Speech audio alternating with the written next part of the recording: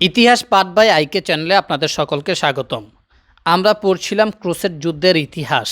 আজকে তৃতীয় পর্ব, আধুনিক ইউরোপীয় সাম্রাজ্যবাদ। এরপর হিজরি চতুর্দশ শতাব্দীর মধ্যভাগে, খ্রিস্টীয় বিংশ শতাব্দীর মধ্যভাগে ইসলামী বিশ্বে ব্যাপক পরিসরে স্বাধীনতার ঢেউ শুরু হয়। প্রথমে 1360 হিজরি সনে লেবাননে, এরপর 1362 হিজরি সনে সিরিয়ায়, এরপর 1370 হিজরি সনে লিবিয়ায় এবং 1371 হিজরি সনে মিশরে স্বাধীন রাষ্ট্র প্রতিষ্ঠিত হয়। এভাবে কেবল ফিলিস্তিন এবং মাগরিবের সিউটা ও মেলিলা বাদে বাকি সব মুসলিম অঞ্চল একের পর এক স্বাধীনতা লাভ করে। অবশ্য খ্রিস্টান বিশ্বের বাইরে সোভিয়েত ইউনিয়ন, চীন ও ভারতের হাতে যেসব মুসলিম অঞ্চল অধিকৃত ছিল সেগুলো এ হিসাবের অন্তর্ভুক্ত নয়। তারপর ইসলামী বিশ্বের উপর নেমে আসে সর্বশেষ ক্রুসেড আগ্রাসন। সারবরা 1412 হিজরি সনে 1992 খ্রিস্টাব্দে বসনিয়া আক্রমণ করে। 1415 হিজরি সনে 1995 খ্রিস্টাব্দে বসনিয়া স্বাধীনতা লাভ করে। 1421 হিজরি সনে 2001 খ্রিস্টাব্দে আমেরিকা আফগানিস্তানে আগ্রাসন চালায় এবং 1422 হিজরি সনে 2003 খ্রিস্টাব্দে আগ্রাসন চালায় ইরাকে। আধুনিককালে পশ্চিমাদের সাম্রাজ্যবাদী আগ্রাসন।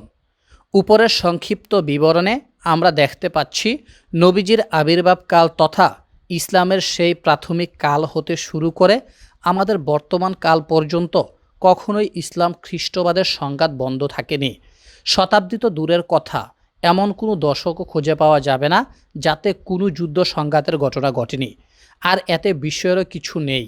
আল্লাহ তাআলা পবিত্র কোরআনে ইরশাদ করেছেন, ইহুদি ও নাসারা আপনার প্রতি কিছুতেই খুশি হবে না যতক্ষণ না আপনি তাদের ধর্মের অনুসারী হবেন। আল্লাহ তাআলা আরও ইরশাদ করেন, তারা ক্রমাগত তোমাদের বিরুদ্ধে যুদ্ধ করতে থাকবে যাতে করে সম্ভব হলে তোমাদেরকে তোমাদের দিন থেকে সরিয়ে দিতে পারে। সূরা বাকারা 217। ক্রুসেড যুদ্ধের এই ঘটনা প্রবাহ পর্যালোচনা করে আমরা এ বিষয়টিও উপলব্ধি করতে সক্ষম হব যে আমাদের বক্ষমান গ্রন্থের আলোচ্য বিষয় ক্রুসেড যুদ্ধের ইতিহাস কোনো বিরল বা আকস্মিক সংগঠিত ঘটনা প্রবাহের ইতিহাস নয়। প্রকৃত পক্ষে এমন কোনো সময়কাল পাওয়াই বিরল ও আশ্চর্যের বিষয় হবে যাতে কোনো যুদ্ধ ও সংঘাতের ঘটনা ঘটেনি। যদিও আমরা যুদ্ধ, সংঘাত, সংঘর্ষ ও হানাহানির প্রতি অবিলাসী নই, কিন্তু ভুলে গেলে চলবে না যুদ্ধ বিগ্রহ এ পৃথিবীর চিরন্তন নীতি।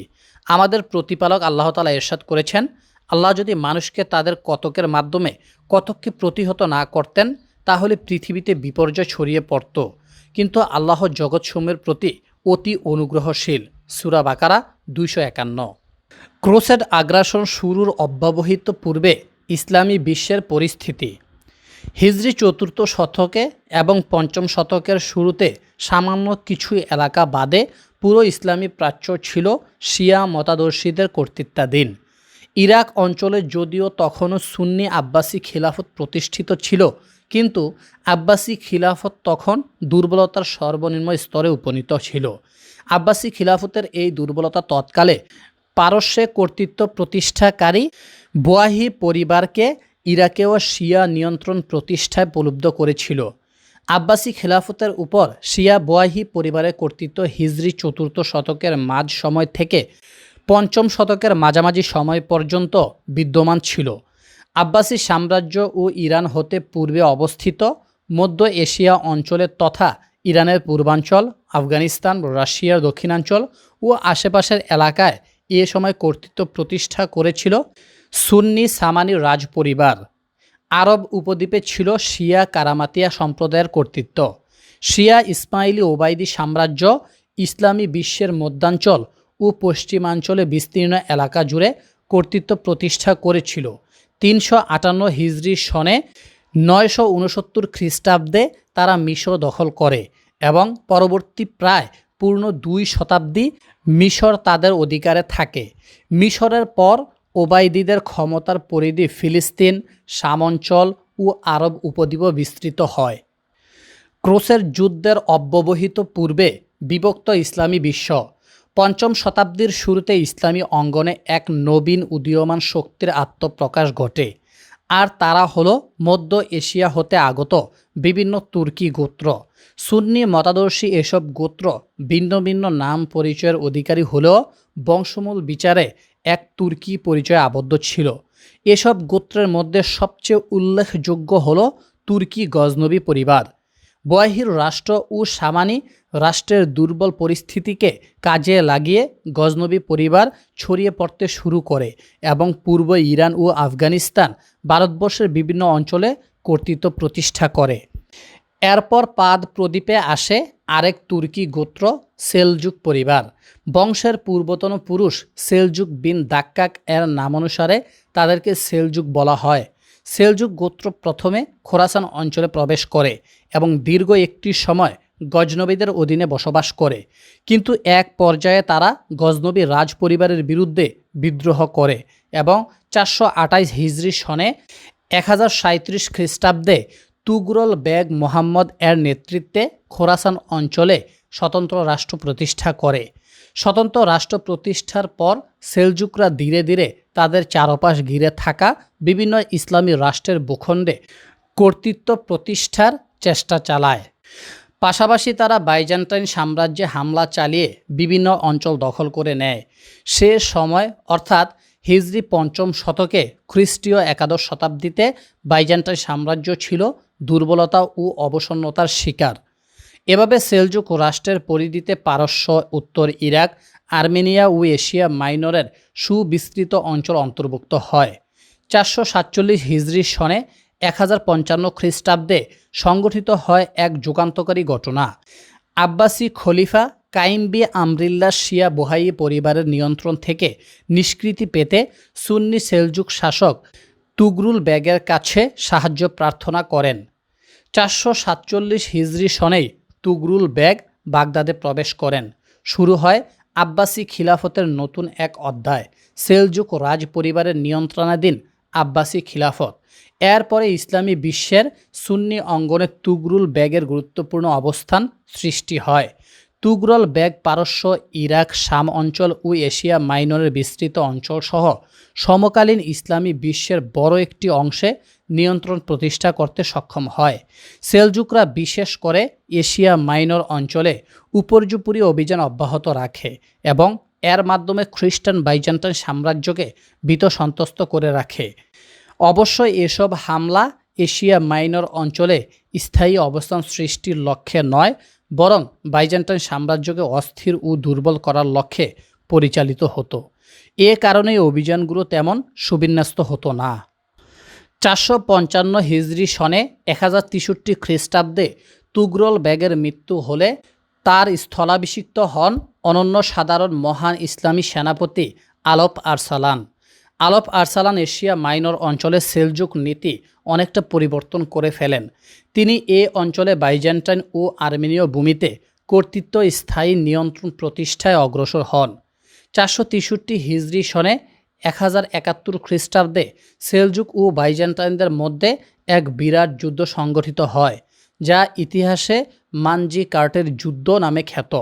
ইসলামী ইতিহাসের অন্যতম গতি নির্ধারক এই যুদ্ধে আলপ আরসালানের নেতৃত্বাধীন মাত্র 20,000 সৈন্য বিশিষ্ট সেলজুক বাহিনী তৎকালীন বাইজেন্টাইন সম্রাট চতুর্থ রোমানুস এর নেতৃত্বাধীন 2 লক্ষের অধিক সৈন্য বিশিষ্ট বাইজেন্টাইন বাহিনীকে পরাজিত করতে সক্ষম হয়।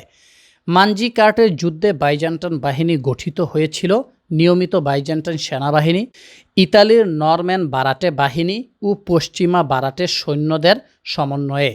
এছাড়াও ছিল এশিয়ান তুর্কমেন জাতির বিভিন্ন সৈন্যদল। যুদ্ধে বাইজেন্টাইন বাহিনী সম্পূর্ণরূপে পরাজিত হয়, নিহত হয় হাজার হাজার সৈন্য।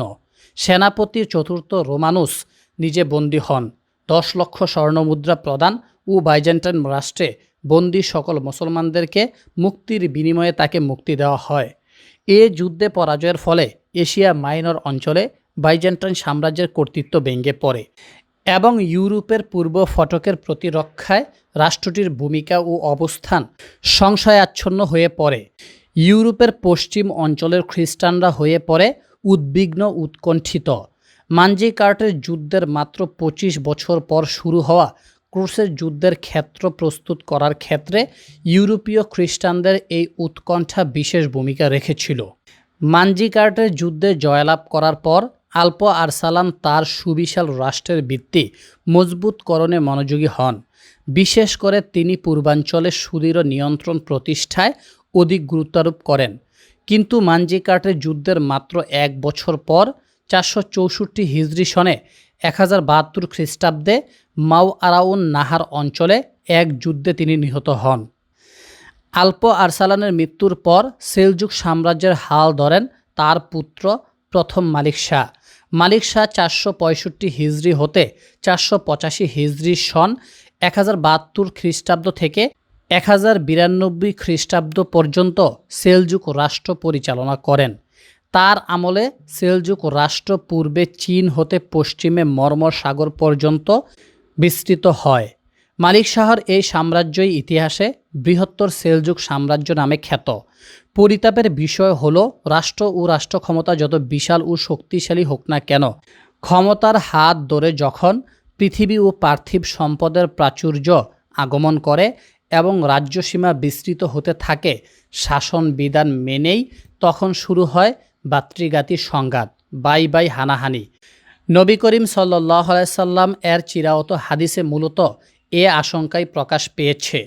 আল্লাহর শপথ, আমি তোমাদের জন্য দারিদ্রতার আশঙ্কা করি না, বরং আমি আশঙ্কা করি যে তোমাদের কাছে দুনিয়ার প্রাচুর্য এসে যাবে, যেমন তোমাদের পূর্ববর্তীদের কাছে এসেছিল।